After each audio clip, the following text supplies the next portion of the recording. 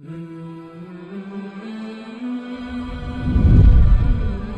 اللہ الرحمن الرحیم۔ شروع کرتی ہوں اللہ تعالیٰ کے نام سے جو بڑا مہربان نہایت رحم والا ہے۔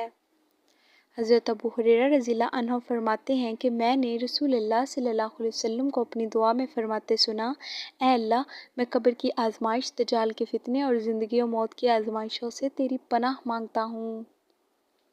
حضرت ابو ہریرہ رضی اللہ عنہ سے روایت ہے کہ نبی اکرم صلی اللہ علیہ وسلم نے فرمایا، اللہ تعالیٰ کے عذاب سے اللہ تعالیٰ کی پناہ مانگو، قبر کے عذاب سے اللہ تعالیٰ کی پناہ مانگو، زندگی و موت کے فتنے سے اللہ تعالیٰ کی پناہ مانگو اور مسیح دجال کے فتنے سے اللہ تعالیٰ کی پناہ مانگو۔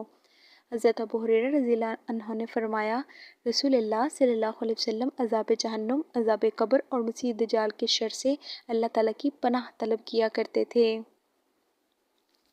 حضرت ابو ہریرہ رضی اللہ عنہ نے بیان کیا کہ رسول اللہ صلی اللہ علیہ وسلم نے فرمایا، آگ کے عذاب، قبر کے عذاب، زندگی اور موت کے فتنے اور مسیح دجال کے شر سے اللہ کی پناہ حاصل کیا کرو۔ حضرت عائشہ رضی اللہ عنہ سے روایت ہے کہ رسول اللہ صلی اللہ علیہ وسلم نے دعا کرتے ہوئے فرمایا، اے اللہ، جبرائیل و میکائیل کے رب، اسرافیل کے رب، میں آگ کی تپش اور قبر کے عذاب سے تیری پناہ چاہتا ہوں۔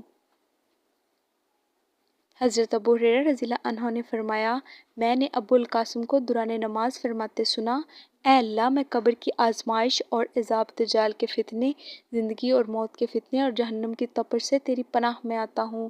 ابو عبد الرحمن امام نسائی رحمۃ اللہ علیہ نے کہا، یہ درست ہے۔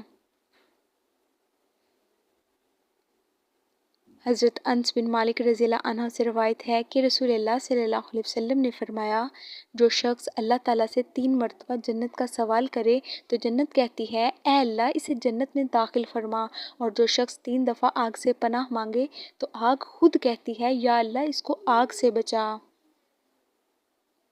مزید احادیث سننے کے لیے اور ہماری حوصلہ افزائی کے لیے چینل کو سبسکرائب کریں۔ جزاک اللہ۔